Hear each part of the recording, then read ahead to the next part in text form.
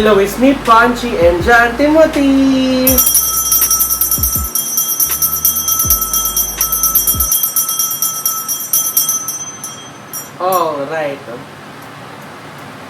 Alright, so today, magre-review at mag-unbox tayo nito! Tadaan! Ayan. So, ito yung CB2 Matte Black Floating Shelves Set of 3. Ayan. So, floating shelf siya na made of metal, color matte black. Ayan. Ganyan yung tsura niya. So, nasa baba kasi, so mabigat siya, hindi ko mabuhat. So, this is coming from Dubai, na binili ni Ate Joyce. So, thank you so much, Ate Joyce, for buying this for me and bringing this to the Philippines. I love you so much, Ate Joyce. So, yes, buksan na natin to and check natin kung maganda ba yung quality ng metal shells from CB2. Let's go! Hello! So, ito na. Nasa sahig. Oh my God! Masyado malalim. So, ito na yung CB2 wall shells.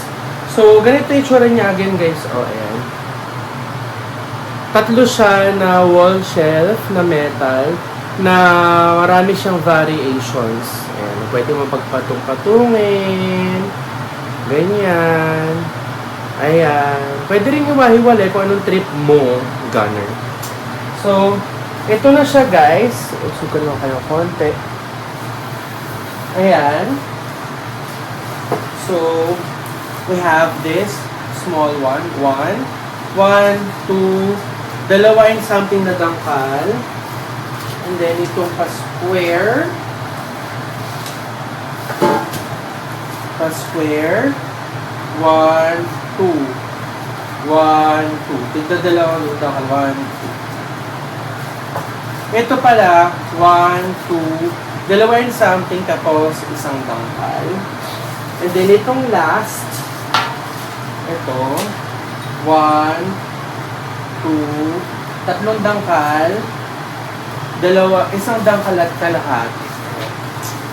So, again, so, unbox na natin siya. Let's see kung anong peg niya, kung anong type ng metal. Is it matte? Is it glossy? Or something like that? Buksan na natin. So, may kasama na siyang screws and tocks like this. Alam ba't ganun? Ang nangyari dito sa ating tripod?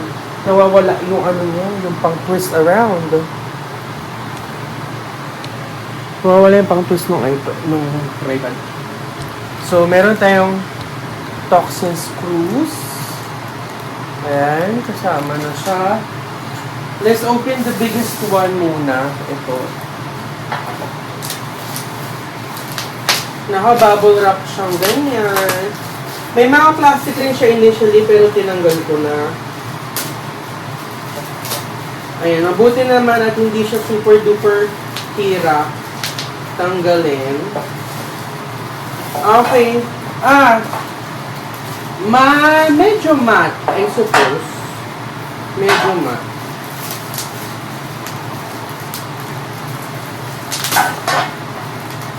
Ganito yung metal niya, guys.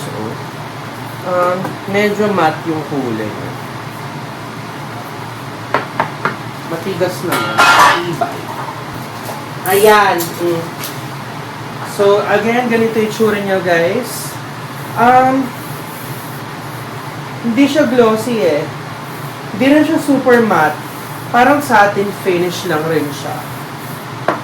And it looks very, very nice in person. Ayan. So,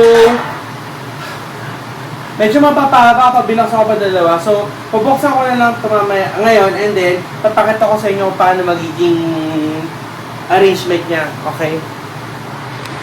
Okay, so tapos ko na ma-install yung wall shelves ng CB2. Ganito na yung itsura niya, guys. And as you can see, yung design is very, very classy and very, very social. Gusto ko sana yung siya, pa-linear, yung pa-ganon, diretsong pa-ganon. Pero walang space eh. Ito lang yung wall ko eh. Di siya, may poster ka ng nakasabit. So yun, ayun lang yung pinaka-okay na, na configuration for this wall. And as you can see, if you're looking here, on this side, kasi ito yung kama ko. If I'm looking this, oh my god, it's a fucking accent wall talaga. Ang ganda-ganda na. So, let's talk about it. So, like what I said, tatlo yung sizes niya. Ito yung pinakamaliit sa taas. Pangalawa, itong pa-square. Dito sa gitna. And, siya, may kasama na siya mga tornilyo. Pero, kulang wala dito. Di ko na nalagyan dyan. Okay na yun. Tinatamad na ako mag-drill kasi. And then, pwede mo siyang lagyan ng halaman if you want. Nilagay ko sa Enchong because I love him so much. Pwede mo lagyan ng halaman dyan or maglagay ka ng libro, scented candle. Ayan, nilagay ko din yung speaker. Tapos naglagay rin ako dyan ng letterboard. Tapos nandiyan si Squirtle, si Bulbasaur, saka si Charmander. Tapos ayun naman, yung mga balahibo ng pusa ako, nilagay ko sa parang bear brick na lagayan. Ito balahibo nila Lottie, Moti, Toti, at Dorothy. Ito naman yung balahibo lang ni Dorothy. Ito naman yung balahibo ng mga noon akong pusa, si Mickey tsaka si Toffee. Ayan. Super nice, no? Ang ganda ng itsura niya. Hindi siya super malaki pero kailangan mo siya punas-punasan from time to time kasi maalikabok siya. Ganito yung itsura niya sa side. Hindi siya masyadong malalim. Ganyan lang yung yung kanyang So, ligyan ko na rin ng light dito kasi ang lakas makasosyal nito sa gabi, guys. Colors.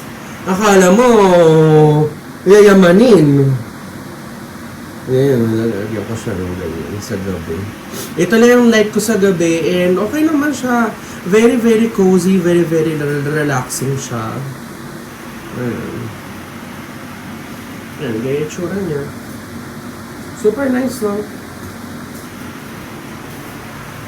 So, yun lang. Ayun lang ating floating shelf from CB2. Ayan yung tsura niya sa side.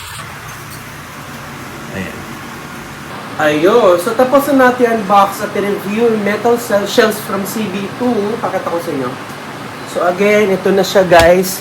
Naka-install na siya sa my wall. Ayan. So far, I super love it. Talagang matagal ko nang may na-manifest na magkaroon ng ganito. So, nung nakita ko kasi siya sa channel ni Noah, sabi ko, oh my God, this is belonging to me. And so, and as you can see, it's very, very classy. At kung meron kayo mga bare walls, ay, iba talaga yung kanyang impact. Ayan. Ganyan yung kanyang itsura. And, marami kang namang malalagay. Small lang yung pinabili ko kasi nahiya akong pabili yung large yung laki-laki. Sabi ko, okay na po itong small and it fits very well sa ating tiny house. Ayan. So yeah, I super love it. Look, it's one of the best purchases of my life talaga. I've been manifesting this one.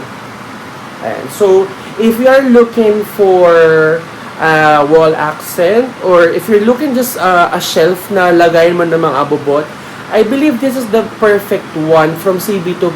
Pero unfortunately, wala pang CB2 sa Philippines. Pabili mo siya abroad. Ganun. Ayan. Super love it. So yun lang. Thank you so much, guys, for watching my vlog and I love you so much. Bye-bye. Mwah.